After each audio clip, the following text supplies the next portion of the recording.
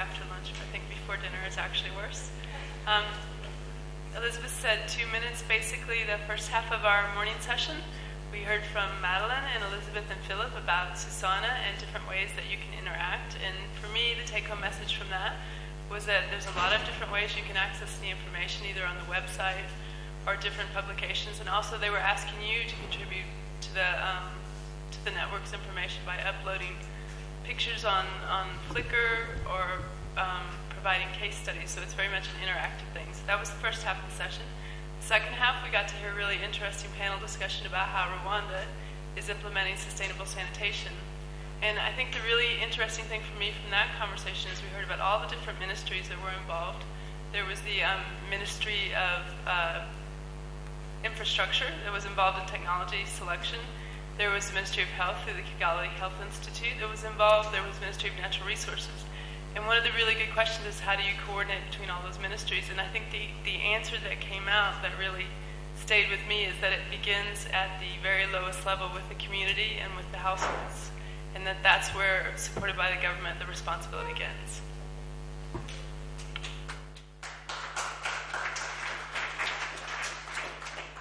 Thank you so much, Chair. Just for the case, actually, we started the groundwater protection by providing sustainable sanitation. Then, to ensure the sustainability of infrastructure, we really need a capacity building, and we really need to make sure that we really have good financing. And financing is the other way where you might have a good project of sanitation, but if you really don't have sustainable funding or just have good plans, sometimes it's really failing.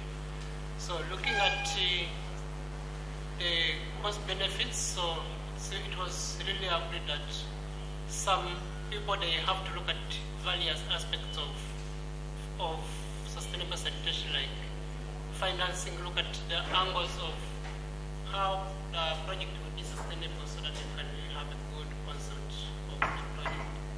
Thank you so much.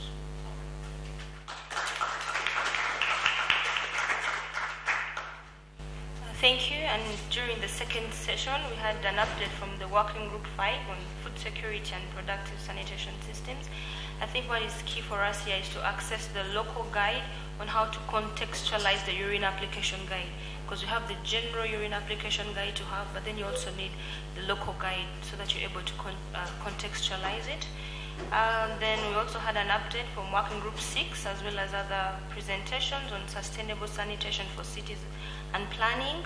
Once again, we have to access the booklet on sustainable sanitation for cities, which proposes better planning options, knowing the challenge of non-cohesive or non-collaborative planning between sanitation practitioners and city planners. Therefore, let's access that book. We also had an interesting case from Kenya, and I think I'll take something about innovative technologies where there's no standard for all contexts or for all areas, but they need to test a technology to fit or to get an appropriate one for a particular place.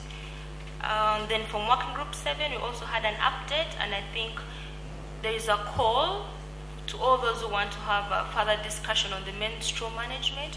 There's discussion going on in the SuSanA forum. Please join in. Thank you.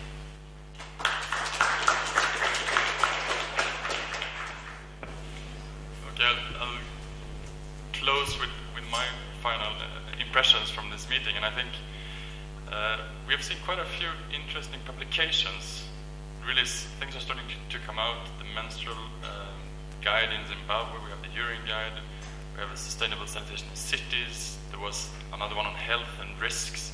Really interesting, good publications coming out, and I hope you'll use it. And the other kind of step forward I feel we've heard during these 2 days is that we're starting not only to talk about tapping into values of sanitation, we're actually going into action on that, both on creating aspiration for toilets, like Jackson painting beautiful toilets, and also aspiration for the products, the fertilizer of sanitation, not only saying that it can become a business and useful and showing that it can be useful, but actually doing it. And we had an interesting presentation yesterday from Ghana where they're trying to make a huge business out of organic fertilizer, and also we saw the pellet machine in Durban. It's starting to become concrete, not only words, and I think that's very, very encouraging. And finally, we take with us some excellent catchphrases from World Toilet Organization. Golden Poo, Golden Loo, 3 years of your life on the toilet, and pee and poo are only processed food and drink, which leads us into the food and drink session, I think.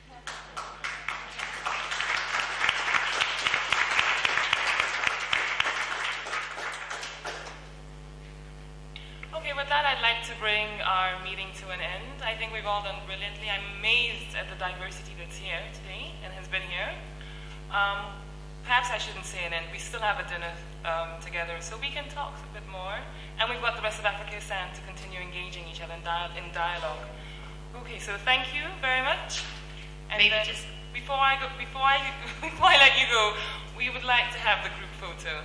Yeah, and one final word of thanks also to the local hosts.